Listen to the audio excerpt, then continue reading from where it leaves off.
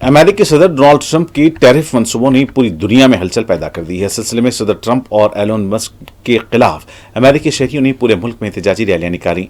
इन रैलियों का मकसद टैरिफ, मईशत की मौजूदा हालत और हुकूक इंसानी समेत कई मामलों पर एहतजाज जाहिर करना है। ये मुजाहरीन ट्रंप हुकूमत के कई एग्जीक्यूटिव अहकाम के खिलाफ भी सड़कों पर उतर आए हैं। मुजाहरीन ट्रंप इंतजामिया के इक़दामात की शदीद मुखालिफत कर रहे हैं। इस दरमियान ट्रंप ने ट्रुथ पर एक पोस्ट किया है कि टैरिफ बहुत खूबसूरत चीज़ है। उन्होंने लिखा कि चीन, यूरोपीय यूनियन और कई दीगर मुल्कों के साथ हमारे पास बहुत बड़ा माली नुकसान हुआ है। इस मसले का हल सिर्फ टैरिफ के जरिए हल हो सकता है, जो अब अमेरिका में अरबों डॉलर ला रहा है। वो ही से मौसर है और देखने में खूबसूरत है। इन मुल्कों के साथ सरप्लस स्लेपी जो बाइडेन के सदर राज के दौरान बढ़ा है, हम इसे पलटने जा रहे हैं।